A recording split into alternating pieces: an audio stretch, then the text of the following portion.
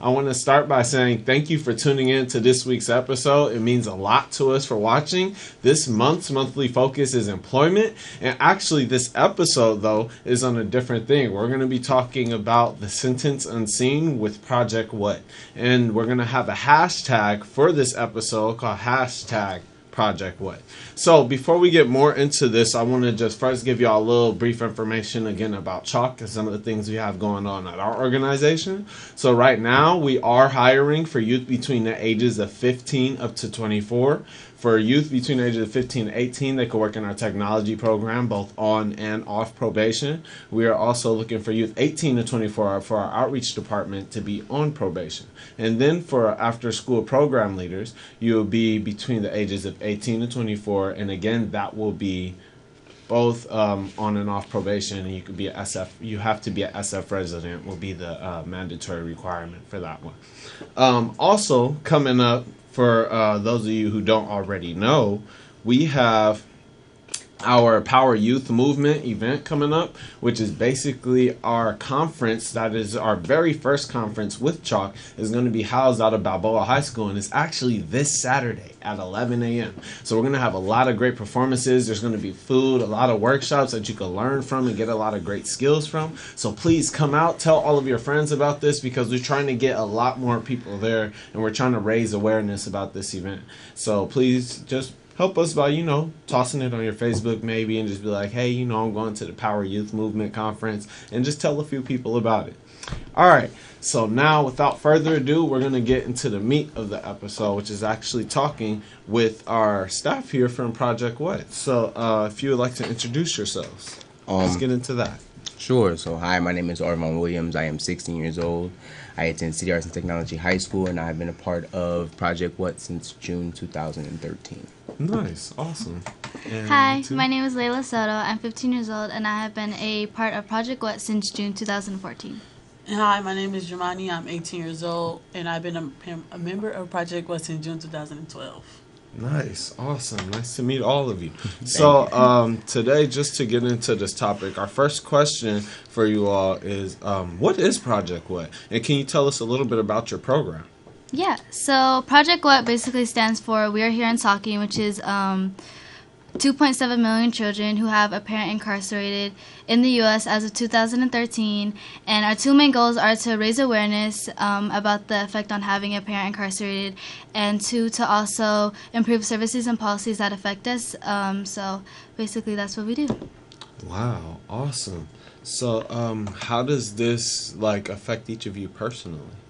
How do you feel about the work that you do? Because I know that this is very important work. Right. So how do you feel about it? How does it make you feel? I feel like the work is empowerment. I mean, being stigmatized and having a parent incarcerated is one thing, but being able to produce something beautiful and something that's monumental out of that, I think that's a really big upside for having, a parent incarcerated. Yeah, awesome. Definitely. I understand. So I understand there's a lot of hardships that also come with being a youth of incarcerated parent. Mm-hmm. So what type of hardships do you have to go through, on daily basis?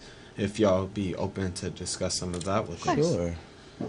So some of the hardships that I faced was being isolated from kids my age and group members and family, because not having my dad with me sort of just made me feel not worthy, or not equal to other people, other kids.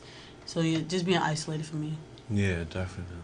Okay. Sure. So one thing was coming from a single parent home. Being told by society or by others around you that you won't benefit as well as the other kids because your father is incarcerated, or your parent is incarcerated, and you won't be able to strive and maintain with just to keep up with the Jones, for lack of better words. Yeah, so. definitely.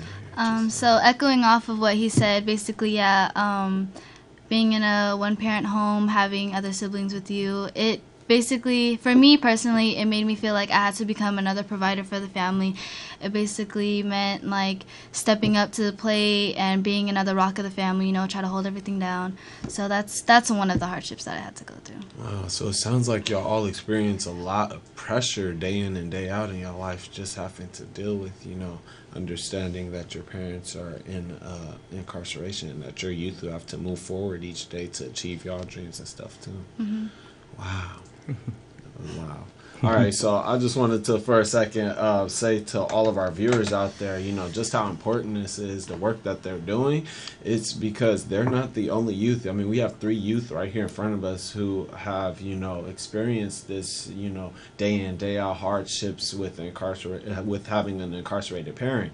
And so this is just 3 right here in San Francisco, which means that there are a lot more all over this country, which could use a lending hand as someone to talk to and somebody who can help them. And they really could use more projects and programs like this, definitely. So go more into our topic and continue what we talking about. What are some stereotypes that you have to face? The big one is the fat juicy one, is like I like to call it, is you'll end up just like your parent, that you'll fall into that cycle because your parent is absent. You'll continue to do characteristics to fall into your I guess, like, the character of your parent. To be close to them, you would do things that they would do. So they think that the prison system is just going to be equivalent to any other hobbies that your parent could have. So if your father was to play football, but yet he went to prison, they won't suggest you to play football, but yet they'll expect you to go to prison. Definitely. I definitely go off what he said, basically, to end up just like your parent, make the same mistakes, end up in juvie and stuff like that. But another thing is that, like, it's really dehumanizing because it basically tears our whole self down. Because, like, basically, it really puts a lot on us because, that, like, when you go into prison, you don't come out the same way you went in. So it's hard to come back into society when you had that experience in prison. And so basically, like, there's all these stereotypes that, like, we're not human, we're less than what everyone else is, and we're animals, like, we shouldn't be treated right, and we don't have the same rights as anyone else. So it basically, like, tears our whole self-esteem down, and it dehumanizes us really bad. That's some tough stuff right there. Oh, and I feel as if we're not worthy enough, or we won't amount to anything in life. But I think that's really wrong. I think it's a lie because we are worthy. We're 3 youth that's standing up for millions of kids out there. And I feel like we all have something because I feel like we're way stronger than a person with a 2-parent household because we have more of a fight and more of a drive to prove something. Yeah, definitely. You all definitely are Project What. I mean, you are definitely here and talking about what's going on and definitely trying to raise awareness. Right, and not necessarily about the 2.7 million, but the nearly estimated 18,000 within San Francisco alone. Wow, just in San Francisco alone. Those are huge numbers. And honestly, this is actually some of my first time hearing some of those numbers, which is amazing to me because it's like, this has been going on for how long? And we're still treating it this way. Yeah. Wow. Okay, so what are some ways that your organization combat against these stereotypes and social stigmas that go against you?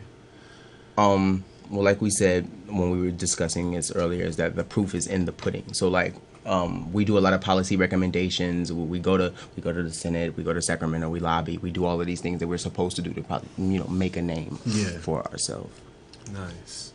Strong. Nice. Cool. All right. So right now, I also want to just let everybody out there who's watching the show know that I actually forgot to mention this at the beginning of the show. You could call in anytime throughout the show to ask questions to either me or specifically the viewers. And I would much rather not our viewers, our guests. I would much rather if you ask questions to our guests because they have a lot of information that they can offer you. But the number is right below on your screen, 415-861-6648. Feel free to call in whenever you have a question. And a tip for when you call in, if you're calling in, please step into another room away from where this actual episode is broadcasting because it could cause feedback and technical issues on this end. All right, so thank you for that. So it sounds like y'all have y'all work cut out for y'all, going to all of these meetings and stuff, different city halls and stuff throughout the whole country. Actually, throughout the state, sorry. And looks like we actually have a caller, so I'm going to go ahead and answer the call, and we can get started with your first call. Cool. So, hi, caller. You are on with YouthLine Live. Hi. Good afternoon. Hi. What is your Hi, question? how you doing? Hi, my question, it's not really a question, it's more of a comment. I would love to just tell the youth up there, congratulations on what you're doing. We're proud of you out here in San Francisco and the young man and young lady who are overcoming the stigmatism of the parents being incarcerated. You guys look wonderful and awesome. Arvon, you and your friends up there, you guys look really good. And I'm glad that you guys are doing something powerful with your time and your energy instead of trying to be more closer to your parents by doing the wrong things that they have done to commit their time to society in a wrong way. 2 big thumbs up to you guys up there, okay? All right. Thank you. Thank you you. for your words of encouragement. Bye. Bye. You have a nice one. Oh, snap. Wow, that was nice. interesting. That was awesome, you know, to have somebody actually call in and encourage y'all. And that's what we need is a lot more encouraging, you know, individuals out there who's looking to put that encouragement into the youth who are going through these situations. So, oh, it looks like we actually have another caller. So let's get that call going. Hi, caller. You're on with YouthLine Live. Hi. Hi, everybody. Hi. And all 3 of you to know that you're doing a great job. And for Arvon, he is one of the best role models ever. And I'm glad he's part of Project What is perfect for him. And not only is he a great role model for all the kids out there, but for his sisters and brothers. And I really appreciate the other 2 girls getting up there and being strong and voicing your opinion. Definitely. Thank you very much. Thank you. Thank you.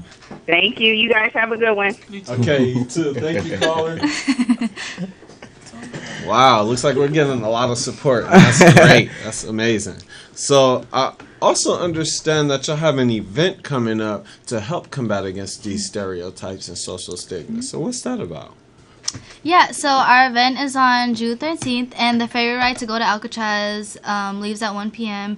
And there is a limited time to buy free tickets, so yeah, buy your tickets at communityworks.org. Okay, definitely. Hold on, please Community hold. We Works actually West. got another Community caller. Works West, sorry. Oh, West. Okay. We got another caller. So, hello, caller. You're on with YouthLine Live. Hi, good afternoon, good evening. My name is Maria, and I just wanted to call and commend Jamani and Arvon And Layla. and Arvon. Okay, awesome. They are Thank they're you. very beautiful young people. And Jamani, I know personally where you've been with your dad. Arvon, I also know personally your dad, and I know what you come through to get where you are today. And I'm so proud of both of you guys. Awesome. Thank you. And I'm glad that you are out here representing the other youths out here that are having the same problem. Thank you. So, good luck. Love you guys. Thank you. All right, thank you for calling in, caller. You're welcome. Bye. You have a nice one. All right, so I'm sorry. I think we kind of missed. That was awesome. That was so sweet. Y'all just getting a lot of amazing calls. But I think we also kind of missed the website y'all were saying to go to buy the ticket. So There's another I know we got another call. is www.communityworkswest.org. Okay, definitely. Got it. All right. Hello, caller. You're on with YouthLine Live. This is Arvon's grandmother. I'd like to shout out to him. Hi, how are you doing? I'm blessed. I'm proud of you and the youth in your program, and keep the good work up. Thank you. I love you with all my heart. Do what you're doing. God is good. God is real. Amen. Thank you, Nanny. You know your grandma listening to you, looking at you, standing up, shout, right? You know the fruit don't fall far from the tree. Okay. Baby, stand up and shout, I am real. Will do. Keith. All right, thank you. Thanks again for calling in. You're looking at me, I'm listening and looking at you. Okay. You be on that street, yeah. I've been there, toes wiggling and cigarettes going out. Hey, you real. All right. Well, thank you again for calling in. You, your mom, and all of us is real. Your mama done watching you, made it nationwide.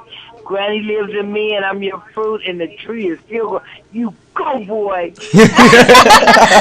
Thank you. Thank Better you. believe it.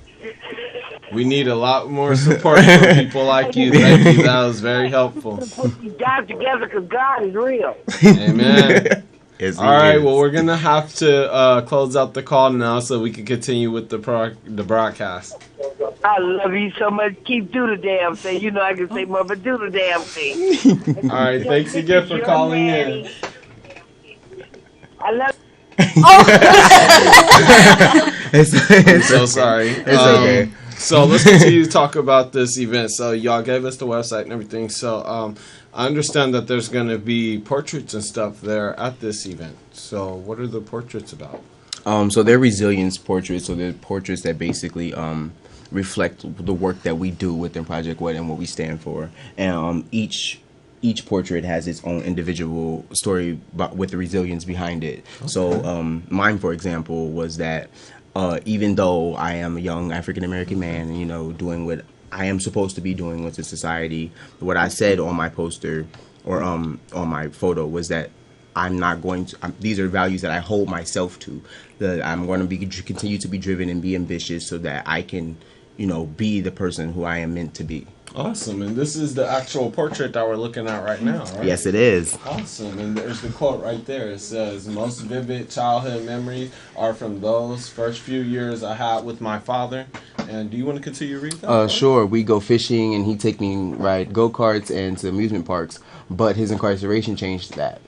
Because of his incarceration, I became resilient. I made myself an individual so that I won't have to be a reflection of my parents' past. I am a much stronger person than I was before. I am more driven, ambitious, and I have to show the world that I won't fall into the system, the system that cycles, that traps so many black people like myself. Wow. Awesome. Thanks. And I understand we actually have another one of those samples of the portraits that will be at the exhibit right here. Hey, that's my sister. Desiree. Yeah, so obviously that's my sister. Her aside from all the other portraits that like they represent who we are, what we do, and all the work that we do, but specifically my sister's is really important to me because my eldest sister told my older sister Desiree about Project What, and she's now an alumni. She's at UC Irvine, and Desiree told me about Project What. So when she joined Project What, I saw a lot of healing in her. I saw more of her, basically. And so I wanted that for myself. Growing up, it was really hard because, you know, me and my sister and my mom were hopping around. And my sister was basically my rock. Like, she was there for me. She was my backbone. And so that's why I say hers is the most important to me because ever since she brought me into Project What, she basically like introduced me to a whole new world because I didn't know there was a population of us. Like I didn't know there was other people going through what I was going through. I didn't know about these Bill of Rights that I have now, and so she basically like gave me my voice back. Like literally, like me and my sister were in silence for so long, and she just gave everything back to me. Wow, awesome. So it's kind of having a hard time showing up on the screen for our viewers at home. I'm sorry about that. But would you like to actually read your sister's bio for the portrait? Okay, if I can read it. Okay, so over the years, I have dealt with my father's incarceration as a setback in my life, letting it take over who I am and what I value. But now I am learning to embrace the fact that yes, my dad is in prison, but his actions do not define who I am. I would like all of you to know that my story isn't solely for my benefit, but hopefully for others too. It is not for the sorrow, but for people to understand and acknowledge that children with incarcerated parents are resilient. There is more in life than the mistakes our parents have made. Wow, awesome. Thank you for that. So to go back into just talking about the event coming up, and actually we got about 2 minutes left in the show. So I want to get into just getting a little bit more information about the event. So how can the community get in contact with you about tickets? I know y'all just gave us that website for that. And also, what is the main time of the event? And what else will be offered there? Are there going to be like food, performance, and Yeah, stuff like that? so you can go online to get your tickets. You can also call the number. I don't know if we could show that. I actually I could say it. can't show the Yeah, number, but yeah, you could say it out. So, communityworkswest.org and call for more information to 510-486-2340. And whoever reserves their ticket, a free ticket, they will be served a free lunch as well. And going to there will be performing arts and all that. So, all that good stuff. And along with our campaign. Nice. Awesome. So everybody, again, just remember to go to, we're going to say this real nice and loud and clear just to make sure everybody gets it. Go to www.communityworkswest.org. And you can also call the phone number if you want to get more information about this event, which is 510-486-2340. Okay? So please, tell your friends and get them to come out to this event because it's really important what they're doing. How can people also volunteer and get involved volunteering in the same way or no? Well, they can join our Youth Speakers Bureau because there is an age limit set to Project What. Okay. From ages 12 to 19. Okay, yes. So if youth want to become a part of Project What, it's between 12 to 19. Yeah. Yes. You have to have a parent in prison on your job. Recently, currently, or in the past, yes. Okay, cool, nice. And then, if you all could get one final thing you would like to say to our viewers, what would it be? Come to our event. Support all that, and just to say that don't judge a book by its cover because, for example, for this is not compared to anything on what's going to be on Alcatraz. So, yeah. Something real brief because Irvan has a poem we want you guys to hear. So, the prison is basically the lowest part of a person's life, and it's also the lowest part of the family's life. So, our portrait is going to come in. It's going to show us at our lowest from when our parent left our life, and it's going to show us how we grew in our life. So now we're going to do a poem by Irvan for closing. So a lot of work that does get produced out of this is my poetry. So this is called Reassurance, just to reassure others that this will be okay. There's no time for intermission when ears are not bound to listen. And when I stand tall, I'm commanding for all attention. I am the voice of reason when bloodshed becomes appeasing and mindset is filled with treason and it's too hot to let the breeze in. When boys are built for slaughters and pistols become your pedestals, while chains are built to harbor, oppressors reserve the better views. While idols are now rivals, humanity now disciples, rescripted without a title, your knowledge is now your rightful. Bang, bang, we're tearing down all your eiffels, and my intention is rightful, don't worry, it's never spiteful. But if it's spiteful, our soldiers stand at attention, because the mission is to replace all the history we've been missing. I mean, did you listen? I said the mission is to replace all the history we've been missing. I'll be your difference, your product of education, and heighten all vivid thoughts like a product of masturbation. But out of pure frustration, our owners begin erasing. Humanity's now forsaken, mindset is with limitation. We'll be the sky, the boulder is how we hold it. No need for weight in your heart when we got the world on our shoulder. Pick up your pencil, don't let them defeat your mental. Your mind is too monumental to be discouraged, it's simple. But like a pimple, we pop the world full of fears, while the history of our people is in the drop of her tears. And in these years, they tell us we fell from start, but we be the watcher of truth that we unveil in our art. We make it flood, they told them we be the ark, the ombudsman for the cause, to make our mark and just pause. We step back and watch as it all unravels, that money keeps you afloat, but they leave you without a paddle. And to future generations, we are the voice of unspoken, a breeder of pure leaders whose tools are infinite oceans. Draw back emotion you can't conquer, filled with tears, will be the product that our ancestors marched for years. Carry the legacy on this pure road of terror, while our ages of the gilded, let's build and form a new era. And in history, we'll be known as the greatest, in a scheme to our regime can never be imitated, it's been debated. Thank you. Nice. Awesome. Thank you. Thank everyone again for tuning in to this episode. That was Project What? I'm Eli, or Irlanzujuan from YouthLine Live. And again, thanks again for tuning in. You have a good night. Bye.